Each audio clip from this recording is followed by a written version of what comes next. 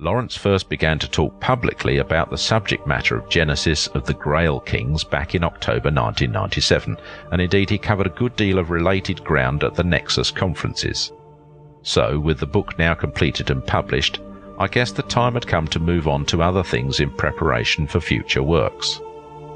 Originally, and beginning with the bloodline of the Holy Grail, he had planned for a series of 3 books on the Grail theme, covering some 6,000 years of messianic inheritance from the time of Adam through King David and Jesus down to the present day.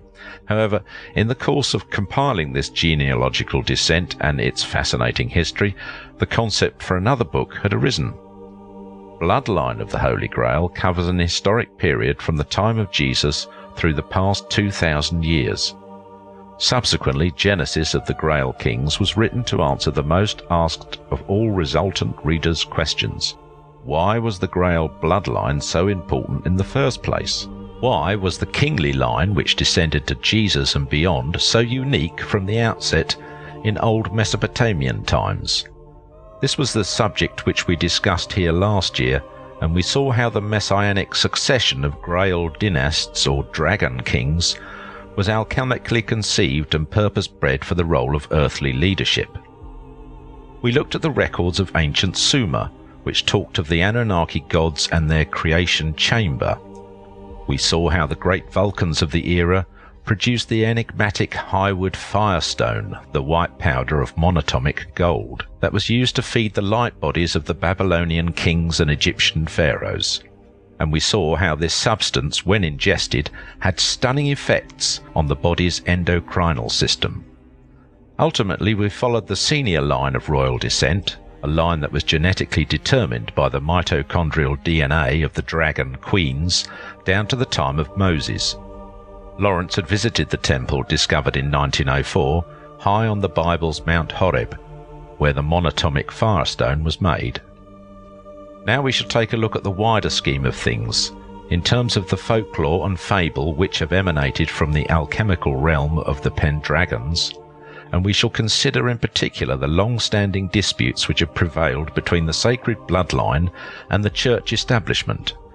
These stories and their historical roots, whether portrayed in fairy tale, nursery rhyme or Gothic romance, will form the basis of a forthcoming book entitled Ring Lords of the Dragon, Beyond the Portal of the Twilight Realm. So in this multi-part documentary we should be looking at the world of enchantment, with a little myth, a little magic and a good deal of historical fact, as some of the characters of popular legend take their place on the stage of reality.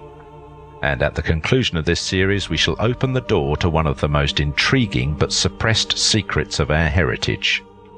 On the face of it, the Grail-related stories, whether of Cinderella, Robin Hood, Sleeping Beauty or Count Dracula, each hold their separate mysteries and enchantments, but it is not generally understood that they all stem from a common historical base which is rooted in the culture of the Grail Kings.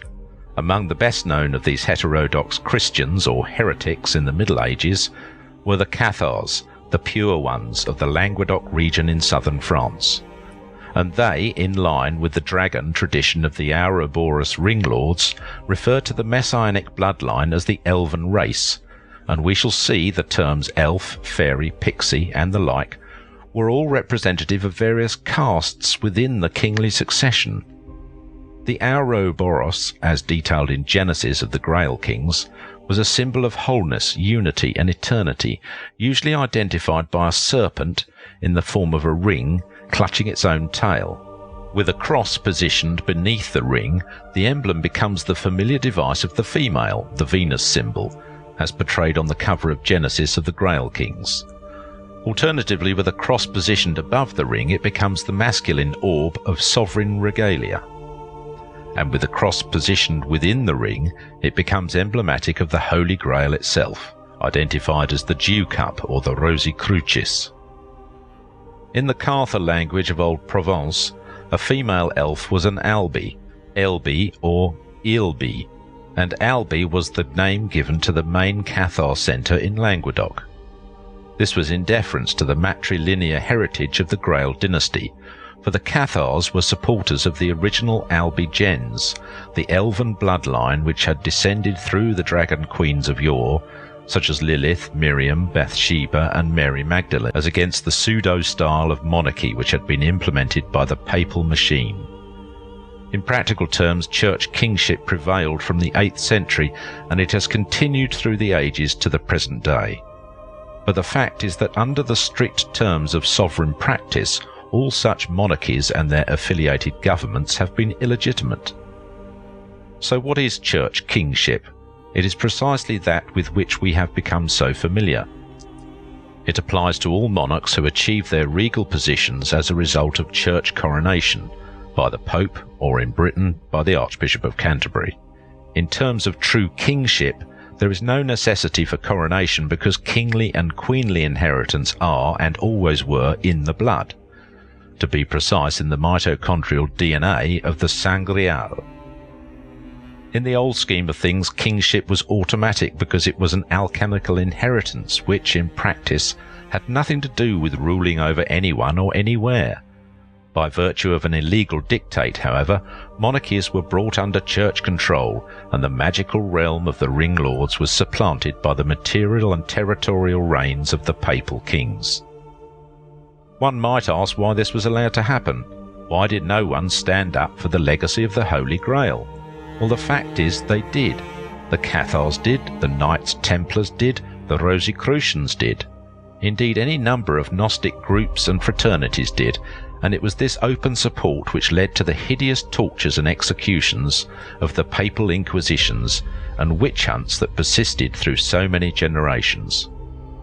By the Middle Ages, the Church controlled the majority of European monarchies, with Scotland a notable exception, as a result of which King Robert the Bruce and the whole Scottish nation were excommunicated. The Church, therefore, influenced governments, parliaments and educational establishments, as it still does today, and by implication, if not by direct instruction, the military forces of the pseudo-kings operated at church command. The Church held such enormous financial, political and military power that the Grail adherents became an underground stream, living in fear of their lives at every turn.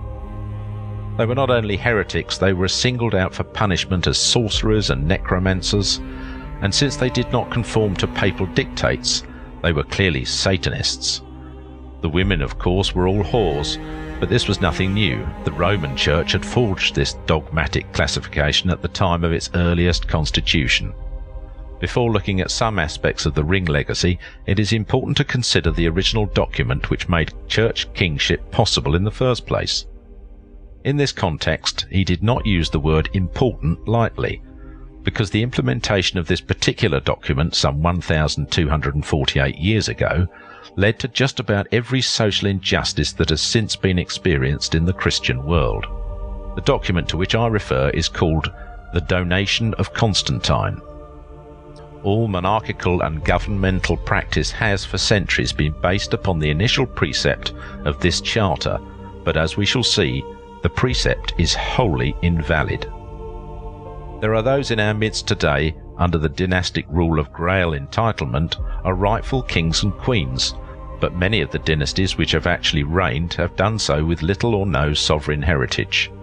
They have gained their positions simply because it suited the Church to crown them as its puppet representatives. Moving forwards in history from the pharaohs of Egypt, the Davidic kings of Judah and the dragon kings of Scythia, we arrive in the Dark Ages with the Celtic kingdoms of Europe, and, essentially for the purposes of this story, with the Fisher kings in Gaul, which later became France. It is because of this continuing period of Grail sovereignty in the Celtic realms that conventional history now refers to the Dark Ages, about which we are told there is so little documentary record. There is, however, any amount of surviving material from the era. The period is only dark because the Church and the imperial overlords decided to veil it from scrutiny, removing documentary evidence from the educational environment in order to perpetuate the myth that everyone and everything outside the Roman establishment was ignorant and barbaric. As detailed in Bloodline of the Holy Grail, the Church of Rome, founded by Emperor Constantine the Great in the 4th century, had little to do with the Nazarene style of Christianity which it officially superseded and had hitherto persecuted. It was an entirely new hybrid form of male-dominated churchianity, based upon a contrived apostolic succession of popes. The separate Nazarene movement, often called the Celtic Church, continued in opposition under the direction of Grail dynasts from the family of Jesus, and they were styled the Despacini, meaning heirs of the Lord. At that time, the bloodline houses of the Despacini held the reins of dragon kingship in Europe, but the bishops of the Roman Church sought to undermine this tradition and eventually managed this in the 8th century when they deposed the Merovingian fisher kings of the Franks after some 300 years of regnal succession. With the sudden contrived demise of this Grail dynasty in 751, a new style of kingship was introduced in the West. Kingship not by any right of succession, but by individual decree of the Pope. And it was this which led to much of the fairy tale and folklore which is so familiar today. The new style of papal kingship was made possible by the so-called donation of Constantine, which, although now known to have been forged, was not open to debate at the time. When the donation made its first appearance in the middle 8th century, it was alleged to have been written by Emperor Constantine 400 years earlier, although strangely never produced in the interim. It is even dated and carried his supposed signature. What the document proclaimed was that the Pope was Christ's elected representative on earth, with the power to create kings as his subordinates. The provisions were put into operation by the Vatican in 751, whereupon the long-standing Merovingians were deposed, and a whole new dynasty was supplemented by way of a family who had hitherto mayors of the royal palace, the equivalent of prime ministers. They were dubbed Carolingians, and their only king of any consequence through some 236 years was the legendary Charlemagne. As a result of this strategy, the whole nature of monarchy changed from being an office of guardianship to one of rule. Henceforth, the papal monarchs were territorial governors rather than patriarchs of the people. By virtue of this monumental change, the long-standing Grail code of princely service was forsaken, and European kings became servants of the Church, which had the power to make them or break them. How do we know today that the donation is a forgery? Well, there are many reasons, but the obvious is that its New Testament references relate to the Latin Vulgate version of the Bible. This edition was translated and compiled by St. Jerome, who was not born until the year 340, some 26 years after Constantine, who had died anyway in 337, supposedly signed the document. Indeed, there was more than half a century between Constantine's alleged signing and the appearance of the particular Latin Bible that was used in its content. Notwithstanding this, the language of the donation was, in any event, that of the 8th century, and bore no relation to the writing style of Constantine's day. The truly ridiculous aspect of all this is that the donation was proved to be a forgery some 550 years ago during the Renaissance, but its overwhelming dictate, which cemented the Pope as the supreme spiritual and temporal head of Christendom, has prevailed regardless.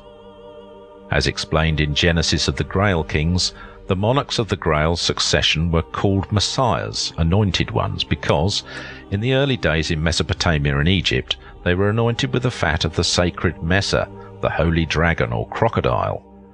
By virtue of this, they were also called dragons. The dragon, emblematic of wisdom, was the epitome of the Holy Spirit, which, according to the book of Genesis, moved upon the waters of time, while the Grail was the perpetual blood royal, the Sangreal. Originally in old Mesopotamia it was called the Grail, the sacred blood of the dragon queens, and it was said to be the nectar of supreme excellence. The ancient Greeks called it ambrosia. The concept of fairies, the fair folk, was born directly from this base, being a derivative of fae, and relating especially to fate. In the Celtic world, certain royal families, especially those of the Pendragons or head dragons, were said to carry the fairy blood, that is to say, the fate or destiny of the Grail bloodline, while the elf maidens of the Albigens were the designated guardians of the earth, starlight and forest. But how was it that the dragons, fairies and elves of history became enveloped within a shroud of supernatural enigma? Why was it that their stories were moved from the world of reality into a domain of romance and nursery tale? What had all this to do with the donation of Constantine? To answer these questions, we must now step through the portal of enchantment into the twilight realm of the Shining Ones, for theirs is the enlightened realm of the Ring Lords. 3 rings for the elven kings under the sky, 7 for the dwarf lords in their halls of stone, 9 for mortal men doomed to die, 1 for the Dark Lord on his dark throne, in the land of Mordor where the shadows lie. 1 ring to rule them all, 1 ring to find them, 1 ring to bring them all, and in the darkness bind them. So it is cited by Gandalf the Wizard in Tolkien's The Lord of the Rings, one of the most popular tales of all time. In essence, the contested ownership of the 1 ring is little different to the enduring quest for the Holy Grail.